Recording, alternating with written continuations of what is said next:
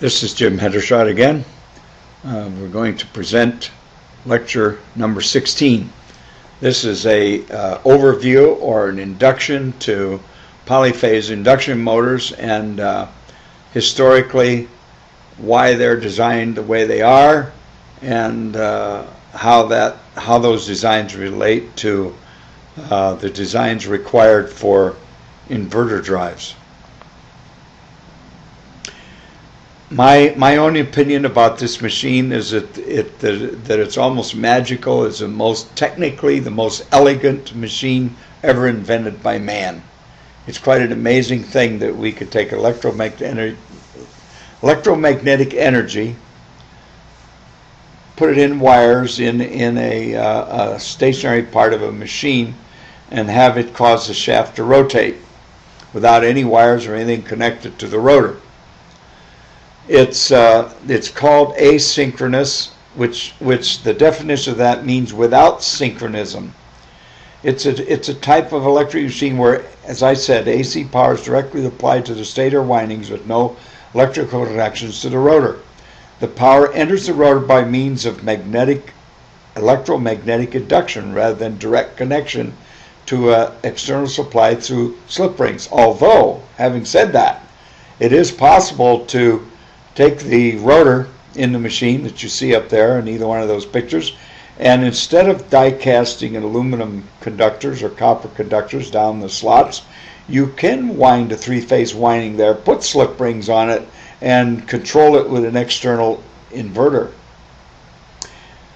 Even though the rotor speed's not synchronized to the rotating stator speed, which is called slip, the induction machine is constantly trying to synchronize itself. So I think of it as asynchronous means without synchronism, but I like to take a little definition of liberty with that term and call it a synchronous wannabe.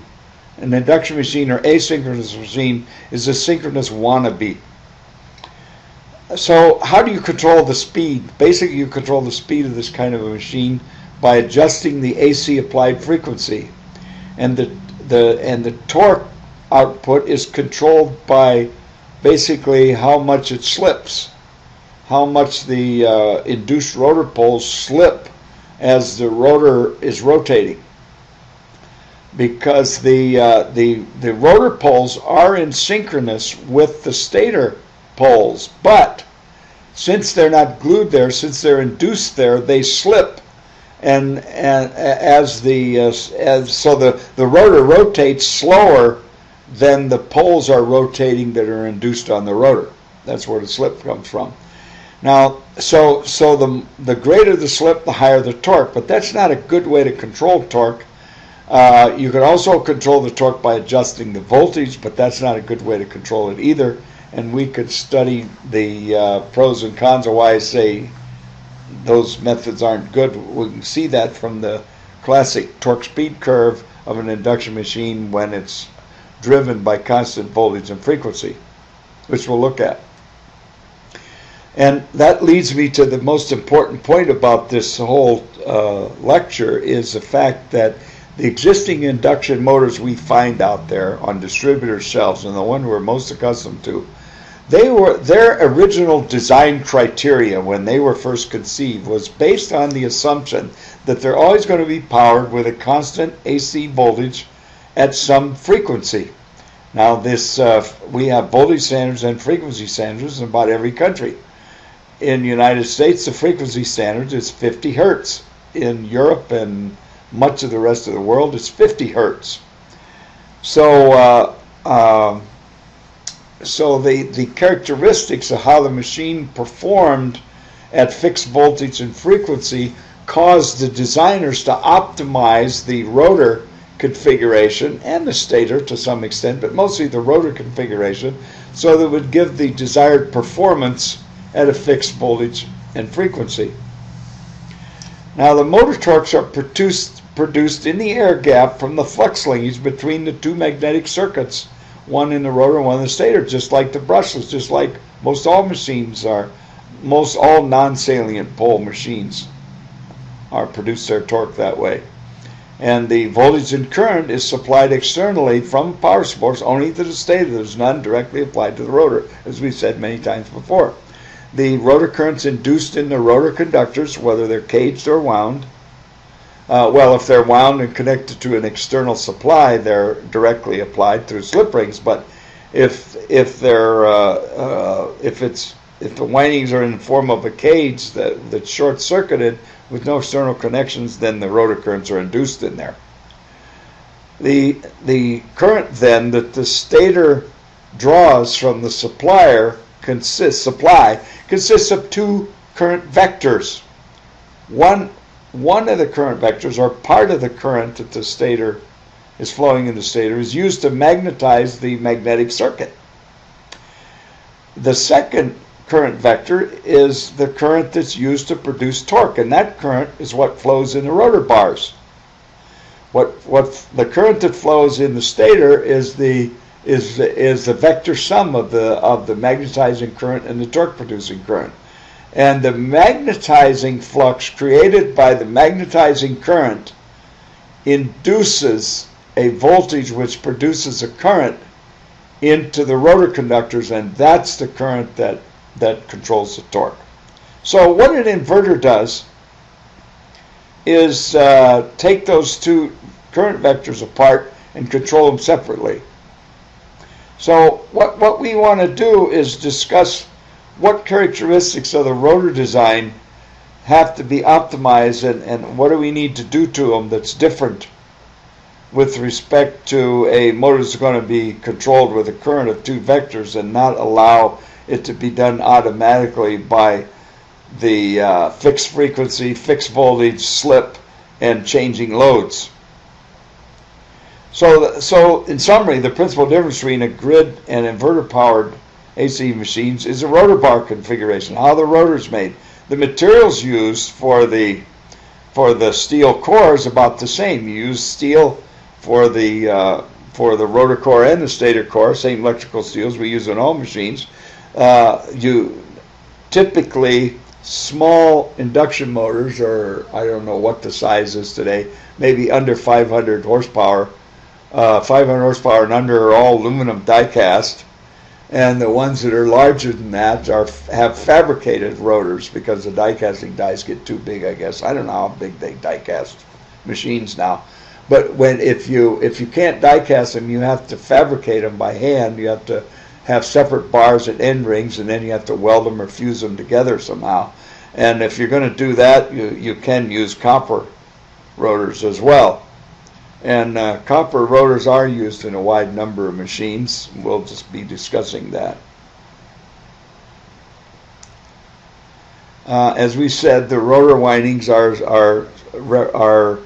consist of a single shorted turns with a lot of parallel paths for those turns for the current to flow, and those parallel paths go through what we call the rotor slots, through the rotor bars. They're shorted from end to end with end rings. But the current doesn't flow in the same direction from one end to the other in all the rotor bars. It'll go, some of the bars will go from left to right, let's say, and that forms a north pole, and then adjacent on either side of that group of bars, you'll have the current flowing in the opposite direction, and that creates the south poles. And then as it rotates, the bars in between those adjacent poles has a current direction reversal taking place. So it's very complicated what goes on in there.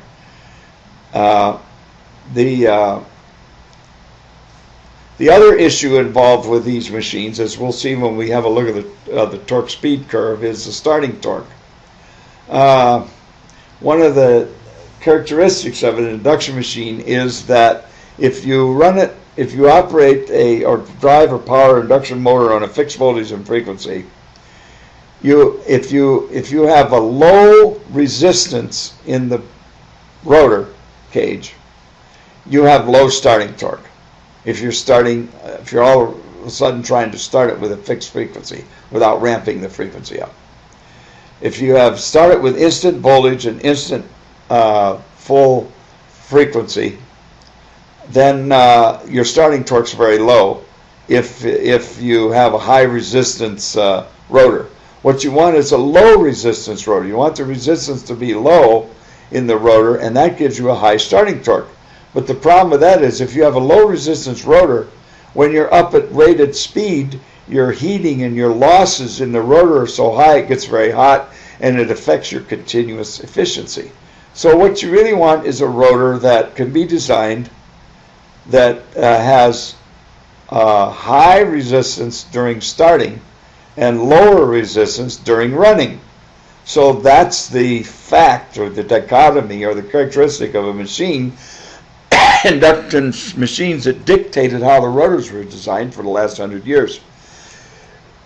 But that problem goes away when you drive it with inverters, and we'll study that more in detail and say that over and over again several times. So standard NEMA and IEC induction motors, they're really not optimized for flux vector control or control by two current vectors. They're optimized to run, to give good starting torques and good running efficiencies with constant grid frequency and voltage. And of course, the number of poles is another issue. If you increase the number of poles over 4 on up to a 1300 Newton meter motor, there's a reduction in the power factor and the efficiency by increasing the poles because of the reactances go up. And the other difficulty with induction machines is the heating that's caused in the rotor. There's a rotor in an IM has conductors that carry current, so there's I squared R losses. So you have to get rid of that heat, and that's what limits the steady state continuous performance of an induction machine, is the heating in the rotor. Here's a picture of a very large induction machine. Shows all the components, and I like to show this picture because we see here the ventilation vents, the cooling vents. We see here also a copper rotor, not an aluminum. You can tell by the color it's copper. And you see that the bars that go down the core pass through these cooling vents, and the bars extend past the core before they're attached to the end ring. The end ring is not right up against the core like it is in smaller die-cast aluminum machine. There's two very good reasons for that. One, the idea this copper will suck air as it spins. These bars become centrifugal fan blades, and so it circulates air, and that air blows on the idea of the stator winding. So not only does it cool the rotor, but it cools the stator as well. So you have built-in fans for free. But that's not the main reason this is done this way. These bars are extended because this rotor is so large, the thermal expansion rate of steel versus copper is so much different that copper expands more than aluminum per degree C, or more than steel per degree C. So what happens is, if this were right up against it, there would be tremendous stresses on the bar right at the intersection because the steel isn't expanding as fast as the bar. So you continually stress these bars to the point they'd work harden and eventually break. So, and we're going to talk more about that.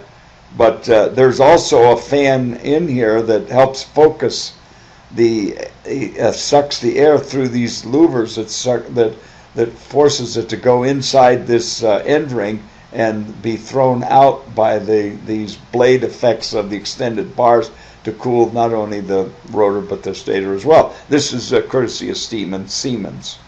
Here's a cross-section of a very high-performance induction machine that's used in things like machine tool spindles. You see that you have your rotor core and your stator core.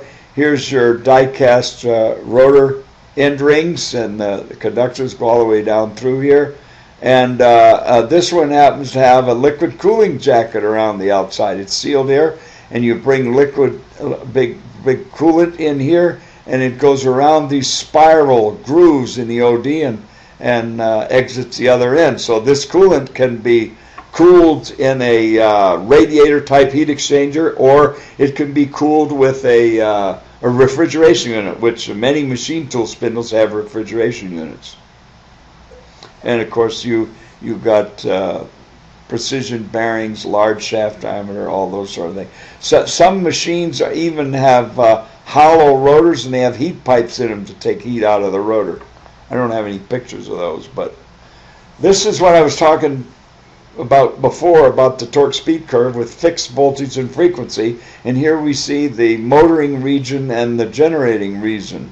And so when you're motoring, the motor is trying to run at synchronous speed, 100% synchronous speed, but whatever load's applied on is going to slow it down. So it's going to slow down to this point until it hits the breakdown torque, and then it's going to stall. Now when you start an induction motor under load, this is the starting torque. If you have a high resistance rotor, it'll put the starting torque up here, but then your slip will be greater. It'll slip like that, and so you won't run at very high efficiency up around operating speed. Now in generating mode, what you do is you crank the motor faster than the synchronous speed, and so now you have a positive slip instead of negative slip. And so you're really exciting the motor, but you're getting more power out than you're putting in. So you have a positive slip instead of negative slip, but only up to a certain point, and then it'll stall as well. It may not stall the prime mover, but it'll apply. The torque will go up quite high, and then the torque goes way down, of course, as you go faster and faster. So you would never speed it up past, as a generator, you'd never speed it up past maybe 105, 110% of synchronous speed. You'd never operate a generator down this range. It's crazy. Here's a picture of some more details of these machines. This is a nice picture showing the rotor and the stator and the die-cast rotor, where the die-cast end rings are cast right up against the core, and these are cast fan blades here. So when they spin, there's some holes in the end of some of these things. Sometimes here's your holes in the end. No, they're in the end of a cover. This is a totally enclosed motor. This has a fan that sticks on the back of the shaft, and it sucks air in here and blows it out over the OD over these fins.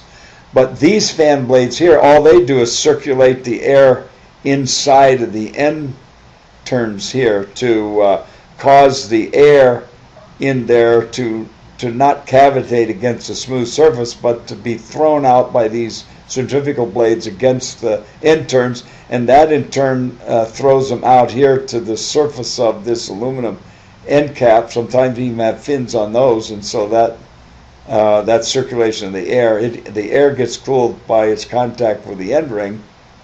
It's not real effective, but it helps. It works. And here's a machine where the core is put inside. You see all the coils and the end taping and lacing in the end turns. There's the lamination core without the coils in it. Here you see a cutaway provided by a machine tool spindle company in Switzerland called E+A, E+A. And this shows the copper bars, the copper end rings. This is a small one, so the bars are, they silver solder these bars to that ring. They use round bars, and they silver solder that. And here's your windings and end turns for the stator. This is a picture of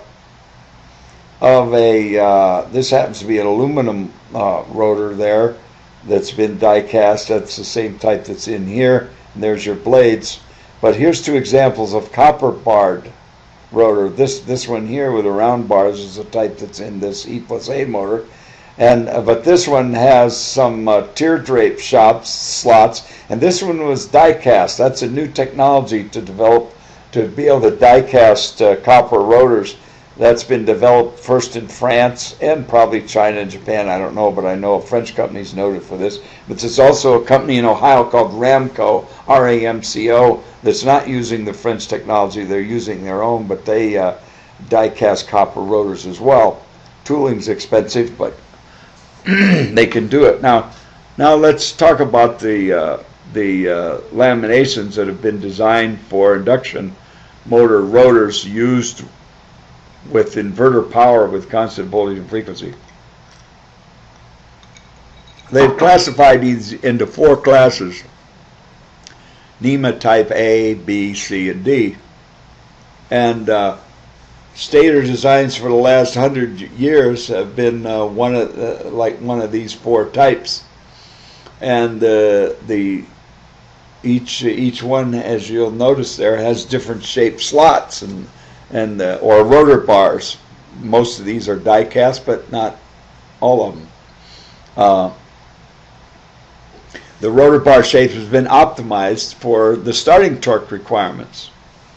And only NEMA A and B is suitable for inverter operation. These other two aren't suitable for inverter operation, so you wouldn't want to use them. So, even the type A and B for a certain frame size might need to be modified slightly to get the best performance out of a machine that size using the inverter. So let's look at what those differences are. Oh, this slide doesn't really belong here. We've looked at this before, but we're gonna. I guess somewhere else I'm going to talk about the differences in these slot designs. But so let's follow the slides here. This is a power flow from electrical power to mechanical power from left to right, and we saw something like this in one of the other lectures about the state. You have stator core losses, rotor core losses, windage and friction, and those are core losses. But you also have stator resistive losses and the rotor resistive losses. And I don't know why I stuck that right in there, but here's a picture of some more caged rotors, and I think it's important to go over these. Here's an aluminum one with bars extended past the length of the core, and there's vent passageways through the core. Here's another very strange looking rotor construction. Here's your flat rectangular bars that go down the slot, and they're somehow attached to a ring of copper here to make a squirrel cage. This is another example of a fabricated rotor with cooling vent passages through it, and the bars are spaced out past the end ring, and this has a cooling fan added to the end of it. Now this is very interesting. I referred to this before. Here, this is one bad die casting job. That would be scrapped. You see, this is the alignment of the laminations when they're skewed in the tooling is so bad that you've got places here where you can't even get the current to flow through here because it's offset, misaligned so bad that you completely blocked off the aluminum there. There might be just a thin, paper thin connection between this part of the bar and that part of the bar there, which is going to be a very high resistance point. So that's very critical. You want to avoid that. This is a cutaway of an induction machine that has a wound rotor and 3 slip rings and brush rigging on it, so that this is the type of machine that's used in a wind turbine. And these are built in the megawatt sizes, very, very large machines. They originally were used for overhead cranes to get real high starting torque. The fact that you had external connection to the rotor, you could add series resistance in series through the brushes and slip rings to give a real high resistance to the circuit, so that you would have high starting torques to lift loads, but only for a few seconds. And then you would externally short those out, so then it would run at full speed, just like a regular induction motor with no external series resistance. So the same mechanical configuration of the machine, the number of turns are different of course, is used for wind turbines, so that this winding is excited by a 3-phase AC inverter, taking power off the grid, but only about 1/3 of the rated power of the AC generator is taken off the grid. So you use 1/3 of the power, but you generate the other 2/3. So you generate a lot more than you use. So that's one reason why they're so popular. Plus, they're easy to synchronize to 60 hertz. So this is an example of there's a picture of a little rotor, induction rotor with a wound field and 3 slip rings on it, and here's an example of what the torque speed curves looks like with what happens to the slip, what happens to starting torque. Here's the lowest. This green curve has the lowest starting torque, but it has the lowest slip, so it runs at the highest efficiency if it's running up here. And that's the breakdown torque. Now the red one has a higher resistance rotor, so it's got high starting torque, but the slope is also more, so the slip is higher. If this is your torque value you're after, that's the slip for this rotor, that's the slip for that rotor, and a whole lot of slip to get that much torque out of a rotor that has high resistance is putting out a very high starting torque. So this is what I was talking about before. There's your wound rotor, and your brushes and your external variable resistors are used to adjust the starting torque.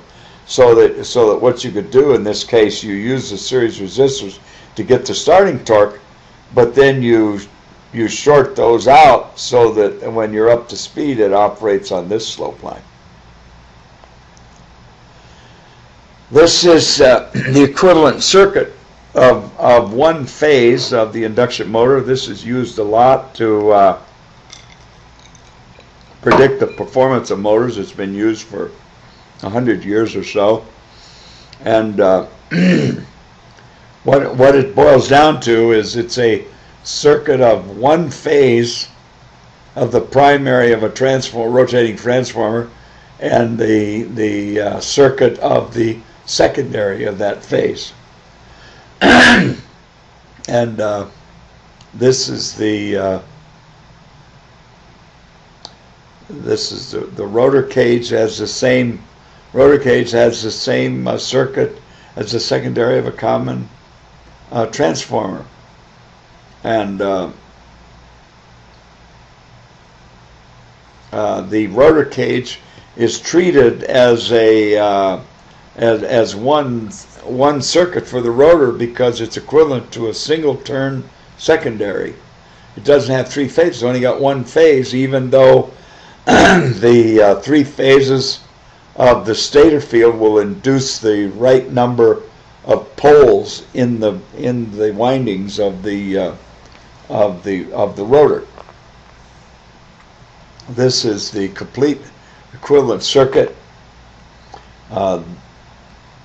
and all the motor parameters. All these motor parameters can be measured, and the performance of the motor can be calculated. You can take an existing motor and measure the equivalent circuit parameters, the voltage, the resistance, the inductance, the reactance, and from that you can calculate the current, you can calculate the torque versus speed, power factor, efficiency, and magnetizing current. You can calculate these things from the equivalent circuit parameters that you could measure off an existing machine. We're going to go over that later and go over how you measure those. And if you have some software tools, or you have a list of all the equations to calculate these things, you can estimate and calculate all of those equivalent circuit parameters too, as well. And so the best way to calculate the performance of induction machines is calculating the equivalent circuit. This is a popular wind turbine that I mentioned before. You use a 3-phase inverter at about 1/3 of the total energy used for the rotor, and you get a lot more energy out at the stator. Now, I don't know why that was inserted there. I'm not sure it belonged there. But when induction motors were powered off the grid, the performance curves were shown not as torque speed curves, but speed torque curves. The speed was on the vertical axis and the torque was on the horizontal axis, because it was true that you did start some motors under load, but because of the limited starting torque, that was avoided. Even when you use induction motors for compressors, they would have check valves or relief valves in the compressor that during starting the compression would be released so that the induction motor could start the compressor at no load. Then once it got up to speed, then the valve would be closed so that compression would take place and you'd start compressing. So many motors aren't loaded down till they're already up to full speed. But if you but still this the motor's going to go through this same torque speed profile from start, whether it's loaded down to produce that much torque or not doesn't really matter. Now this is a load characteristic of something like a fan. A compressor would be different, but this is like a fan blade. So the starting torque of a fan blade is very low. You got a little friction to overcome, but it's mostly all inertia, but it really starts under no load. So it's no problem to use an induction motor to start a fan load like that. And so the torque builds up, and of course the torque requirement of the fan builds up, but the fan won't go any faster than the speed at which the intersection of the two loads cross each other. And the induction motor won't go any faster either. It won't go any faster than this RPM either, because the load is holding it there. And that difference between that speed and the no load speed, the synchronous speed, is the slip speed. And this is a breakdown torque.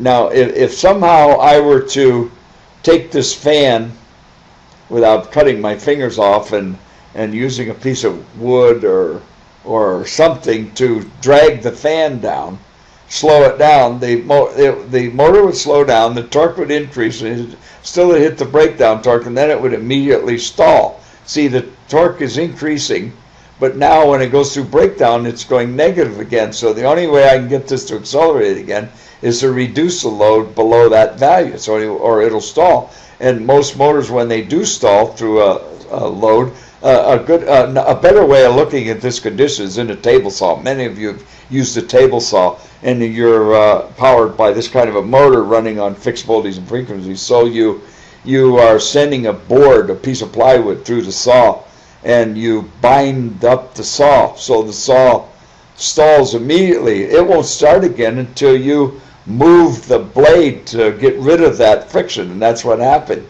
The torque was at this level, that's what caused it to stall. But you've got to reduce the torque to, instead of that level, you've got to reduce the torque to this level before it'll start again. I'm sure you've all experienced that. And that's because of the fixed frequency and voltage and the inability for it to control the magnetizing current. But all that can be fixed with an inverter drive and controlling the current and the torque vector. This is a set of torque speed curves that really should have been close to this picture here. A, B, C, and D. Think of those laminations. Those laminations go with these different torque speed. Now I've changed this now and put this in terms of torque speed instead of speed torque. But those are your A, B, C, D curves. You see D, the one weird one there, that has the highest starting torque, but very high slip. Okay? Now, let's see, this one, C, has a stepped bar. It's got two sections of the bar. It's got a small bar close to the OD of the slot and a deep bar below the slot. So during starting, the current flows in the outer part of the bar, giving you this high starting torque. But once you get up to speed, the current flows in both sections of the bar, so the slope is steep, the slip is lower, so it runs at more efficiency. But you wouldn't want to use that rotor for an inverter. A properly designed 4-pole induction motor with a type A bar or a NEMA B type bar shape, teardrop shape, close to the OD of the rotor, and lots of bars. Those are the tricks. Lots of bars close to the OD and teardrop shape. Can be parallel-sided bar, rectangular bars, but teardrop or rectangular bars. So if you run, you take that motor and run it at, use an inverter and run it at fixed voltage and frequency, and do a whole family of curves, you define an envelope of a torque speed curve of a brushless motor or a synchronous motor, which is what you want. But by grid power, you could, with constant grid power, you could never, and frequency, you could never get the motor to perform into this envelope. So once I put an inverter on it, I can define a torque speed envelope that motor will run anywhere inside of this curve. Now you don't need that many curves to define that. You can do 3 or 4 curves to define that, and we're going to go over that later. But that concludes this lecture. Thank you.